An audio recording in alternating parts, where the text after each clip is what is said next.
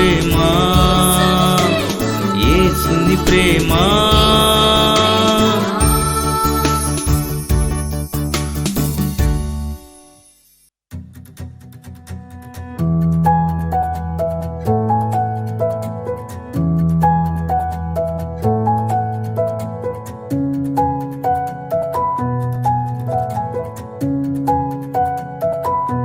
స్తుతి నైవేద్యం.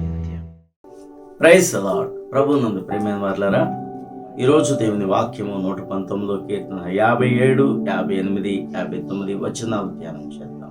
యెహోవా నీవే నా భాగము, నీ వాక్యములను అనుసరించి నడుచుకొందునని నేను నిశ్చయించుకుని ఉన్నాను. కటాక్షముంచుమని నా పూర్ణ హృదయముతో నిన్ను బతిమాలుకొంచున్నాను. నీవిచ్చిన మాట చొప్పున నన్ను కరుణింపుము. నా మార్గములు నేను పరిశీలన చేసుకుంటుని, నీ శాసనముల తట్టు మరలుకుంటుని. ప్రార్థన చేసుకుంటాం. కృప కలిగిన మా తండ్రి, ఈ వాక్యం ద్వారా ఏదో నీ దాసుని వరకు చేసి మీరు దాసునిలో ఉండి మాట్లాడమని యేసు నామమున ప్రార్థన చేయుచున్నాము తండ్రి, ఆమేన్. కీర్తనకారుడు అంటున్నాడు, యెహోవా నీవే నా భాగము, నీ వాక్యములను అనుసరించి నడుచుకుందునని నేను నిశ్చయించుకుని ఉన్నాను. చూడండి, నీవే నా భాగం, నీవే నా స్వాస్థ్యం అన్నమాట. హల్లెలూయా. దేవుడు ఎవరు అంటే ఆయన మన యొక్క భాగమై ఉండాలి, ఆయన మనకు స్వాస్థ్యమై ఉండాలి, ఆయన మనకు సొంతమై ఉండాలి. హల్లెలూయా. కాబట్టి ఈ కీర్తనాకారుడు ఆయనే సొంతమైతే, ఆయనే మన భాగమైతే, సర్వసంపదలు ఘని అయిన దేవుణ్ణి మనం కోరుకుంటే ఈ లోకంలో ఏది అంత ఆయనకంటే విలువైనది ఏది ఉండదు. కాబట్టి ఈ మాటను అనగలిగే అంత శ్రేష్టమైన భక్తిని చేసేవారు ఈ మాట చెప్పగలరు. కాబట్టి నీ వాక్యం అనుసరించి నడుచుకుంటానని నీతో మాట్లాడుతున్నాను ప్రభువా, నేను నిశ్చయించుకుంటున్నాను నాయన అంటున్నాడు. హల్లెలూయా. ఎంత చక్కని మాట అండి. దేవా, నీ వాక్యం అనుసరించి నడుచుకుంటాను తండ్రి, ఆ నడుచుకునే శక్తిని నాకు దాయిచ్చేవా అని దేవుని అడగటం ఎంత గొప్ప విషయం. ఏవేవో అడుగుతాం మనం, అడుగుడి మీకు ఇవ్వబడును అంటే, కానీ నీ వాక్యం ప్రకారంగా జీవించే ఆ నిశ్చయత నాకు కావాలి, నేను ఇలా నిశ్చయించుకుంటున్నాను, నన్ను నడిపించు అని అడిగే వారు ఈ రోజుల్లో ఎంతమంది ఉన్నారు? ఒక్కసారి ప్రశ్న వేసుకోండి. నువ్వు అడగగలవా? అటువంటి ఆశ నీకుందా? దేవుని వాక్య ప్రకారంగా జీవించాలి. అదే మనకి నిజమైన ఆశీర్వాదం. హల్లెలూయా. ఎప్పుడైతే ఆ మాట మనం అనగలుగుతామో, ఆ పై మాట మనం అనగలుగుతాం, నీవే నా భాగమని చెప్పగలిగే ధైర్యం దేవుడు మనకిస్తాడు. ఆయన మాట చొప్పున జీవించేవానికి నీవు నా భాగం ప్రభువా, నీవు నా స్వాస్థ్యం ప్రభువా, నీవు నా సొత్తు ప్రభువా, నువ్వు నా సొంతం ప్రభువా అని చెప్పగలిగే ఆ ధైర్యాన్ని దేవుడు మనకి ఇస్తాడు. హల్లెలూయా. ఇక్కడ అంటున్నాడు, కటాక్షముంచుమని నా పూర్ణ హృదయముతో నిన్ను బతిమాలుకొనుచున్నాను. నీవిచ్చిన మాట చొప్పున నన్ను కరుణింపు. కటాక్షముంచమని నా పూర్ణ హృదయముతో నేను బ్రతిమాలుకొనుచున్నాను. కటాక్షం కావాలండి, దేవుని కటాక్షం మనకి. చాలామంది మనుషుల దయ కోసం, మనుషులు జాలిగా మనం చూడాలని, మనుషుల్లో దయ పుట్టాలని మనం అనుకుంటాం, కానీ దేవుని కటాక్షం అనుకుంటే అన్నీ ఉన్నట్లే. హల్లెలూయా. దేవుని కటాక్షం ఉంచమని నా పూర్ణ హృదయంతో నిన్ను బ్రతిమాలుకొనుచున్నాను. దేవుని బ్రతిమాలుకోవాలట. దేవా, నీ కటాక్షం నా మీద ఉంచు ప్రభువా. దేవుని కటాక్షం ఉంటే నీకు ఇక తిరుగులేదు. నువ్వు దేనికి భయపడవలసిన పని లేదు. నువ్వు కృంగిపోవలసిన బ్రతుకు కాదు నీది. దేవుడు నిన్ను బలపరిచే దేవుడుగా ఆయన ఉన్నాడు. హల్లెలూయా. ముందు ఆయన కటాక్షం మనకు కావాలని పూర్ణ హృదయంతో దేవుని బ్రతిమాలుకోవాలండి. అది బ్రతిమాలు, నీ కటాక్షం ఉంచుదు ఆయన నా మీద.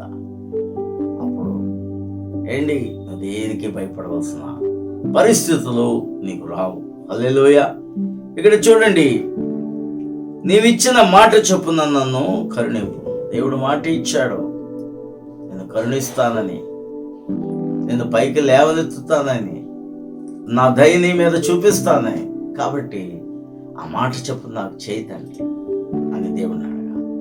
దేవుని వాగ్దానం చొప్పున నాకు చేయి తండ్రి, నీ వాగ్దానం నాలో ఇదిగో ఇచ్చావు కదా నీ మాట, ఆ మాటను నాకు దయచే తండ్రి ఆ మాట నా జీవితంలో నెరవేర్చబడుటకు సహాయం చేయి తండ్రి అని దేవుణ్ణి బ్రతిమాలుకోవాలండి. హల్లెలూయా.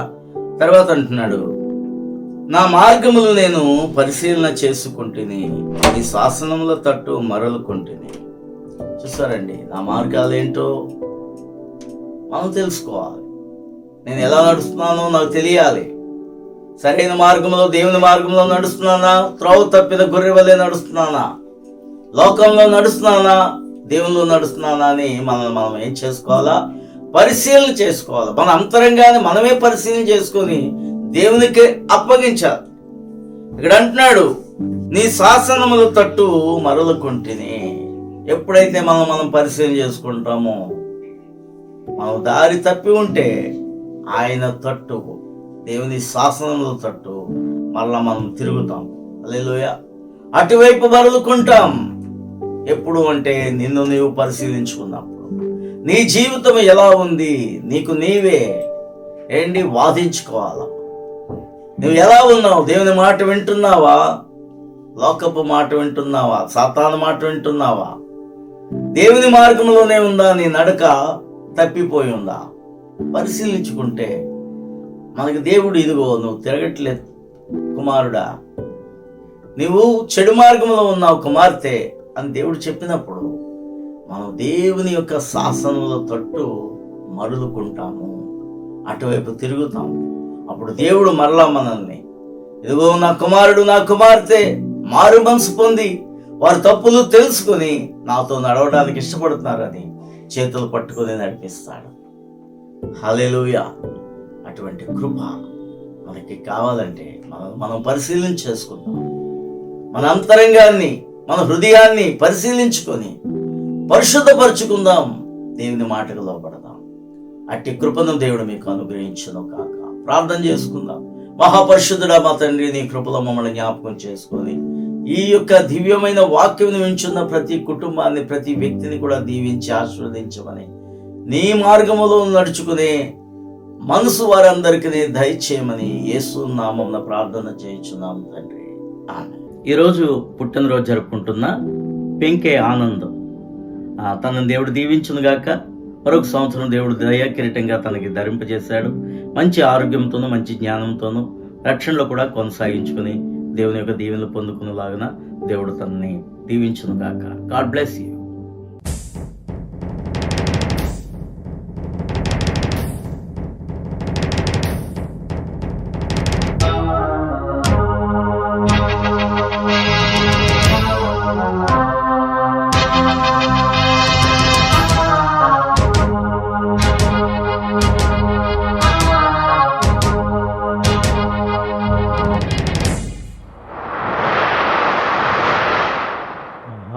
భయంకర దినం ఆ దినం, మహాగణుడు రారాజై వచ్చు దినం. మహాభయంకర దినం ఆ దినం, మహాగణుడు రారాజై వచ్చు దినం. పాపులకు శ్రమ దినం, పరిశుద్ధుల శుభదినం. పాపులకు శ్రమ దినం, పరిశుద్ధుల శుభదినం. అదే యేసు రాకడా, రెండో రాకడా. మహాభయంకర దినం ఆ దినం, మహాగణుడు రారాజై వచ్చు దినం.